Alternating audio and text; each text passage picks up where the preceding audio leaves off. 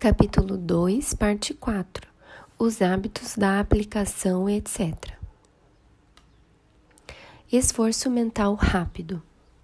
Os hábitos da atividade mental e da aplicação são treinados pelos próprios meios empregados para cultivar a atenção.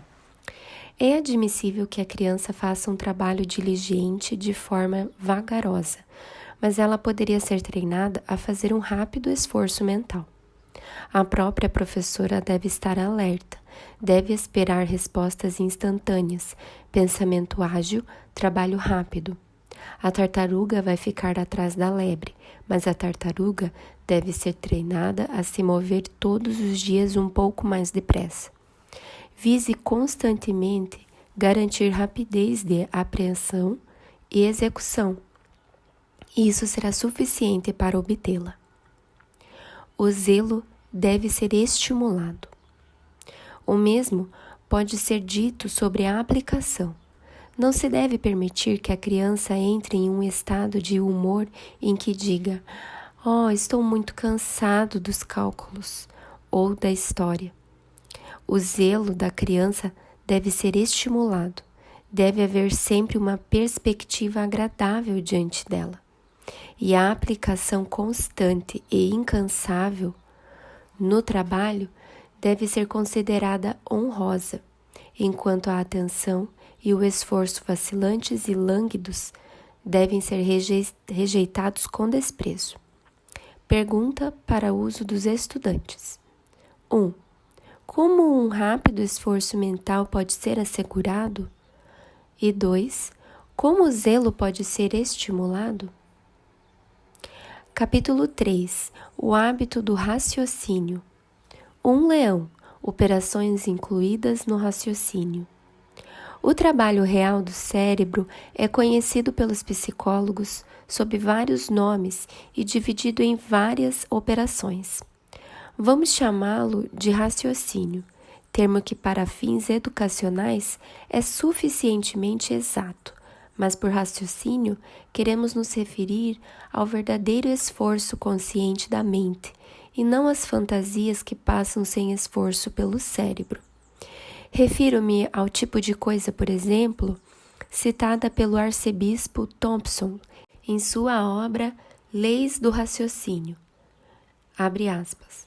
Certo dia, enquanto o capitão Moore viajava pelos pampas da América do Sul, o seu guia parou de repente e, apontando para o alto, gritou: "Um leão!" Fecha aspas. Surpreso com tal exclamação, acompanhada de uma ação como aquela, ele ergueu os olhos e com dificuldade percebeu, a uma altura incomensurável, uma revoada de condores voando em círculos em um local específico. Em terra, abaixo daquele local, fora de sua própria vista e da vista de seu guia, jazia a carcaça de um cavalo, e sobre aquela carcaça encontrava-se, como o guia sabia muito bem, um leão, a quem os invejosos condores observavam do alto.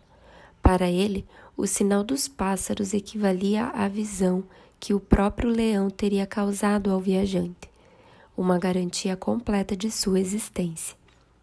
Aquele foi um ato de raciocínio que não custou muito ao seu executor, pois era tão simples para ele quanto olhar para cima, mas exigia muitos passos e algum labor de nós, desacostumados com o assunto. A visão dos condores convenceu-o de que havia alguma carcaça ou outra coisa.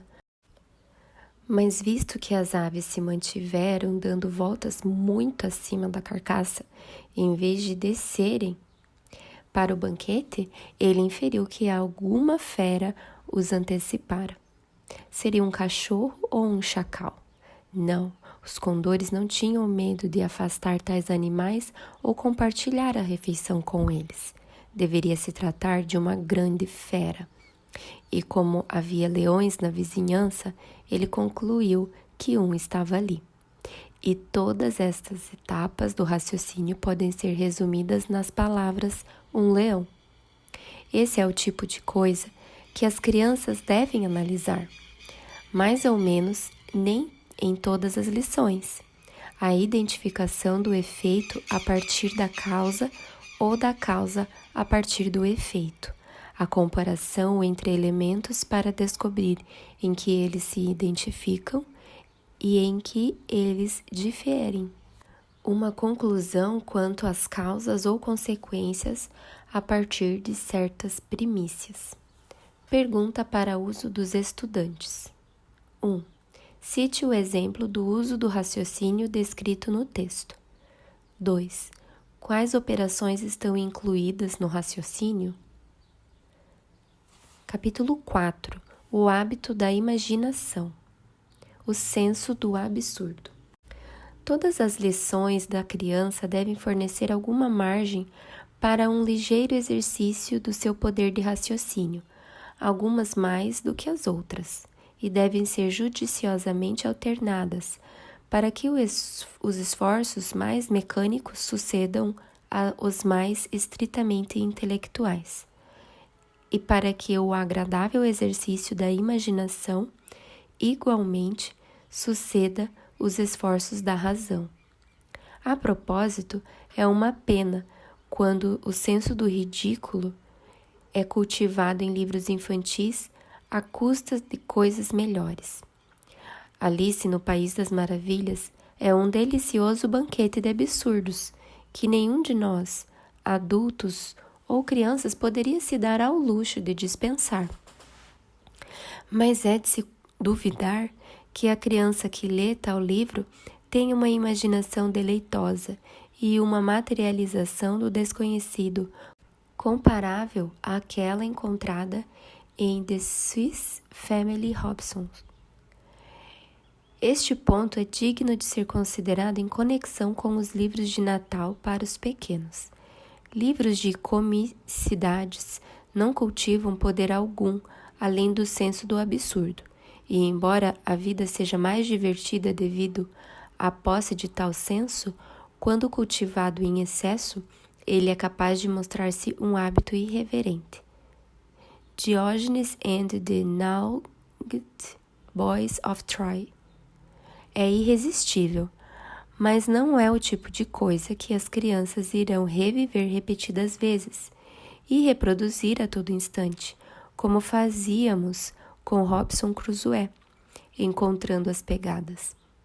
Elas devem ter livros engraçados, mas não dê às crianças muita leitura sem sentido. Contos comuns e contos imaginativos.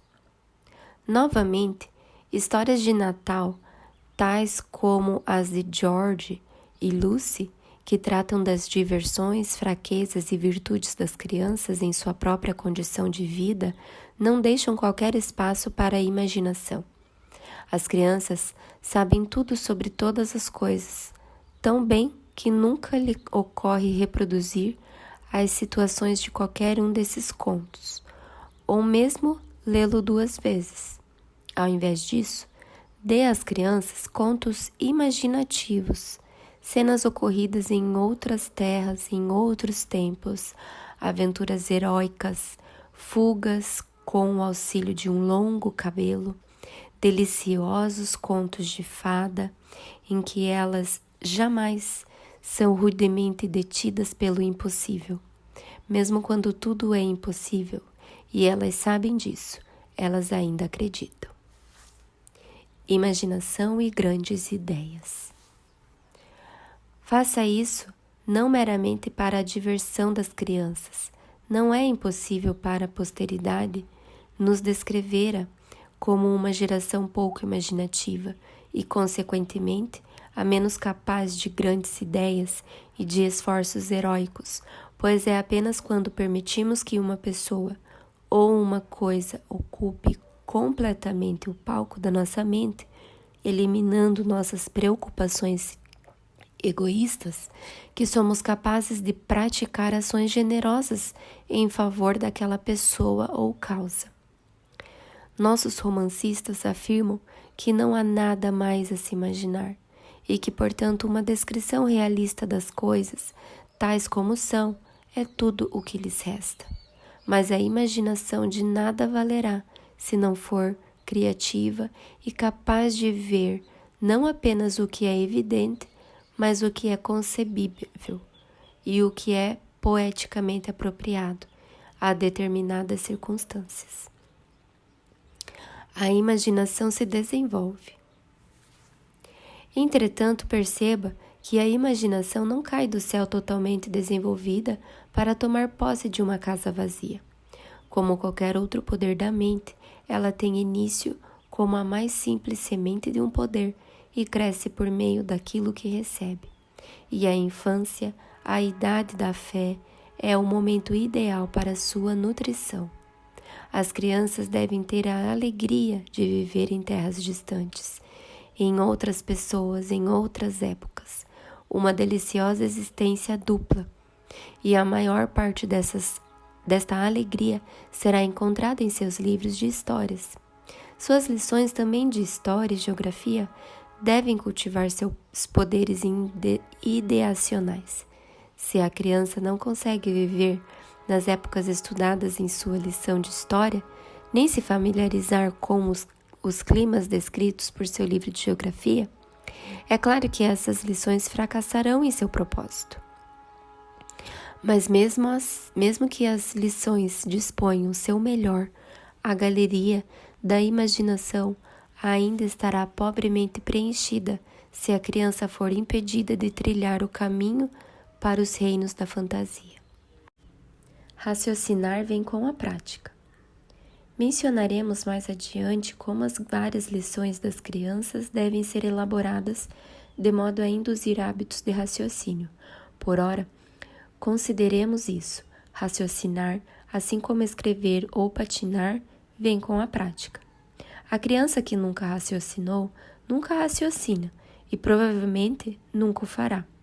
Não é verdade que há pessoas demais passando pelo mundo sem qualquer exercício deliberado de sua própria razão?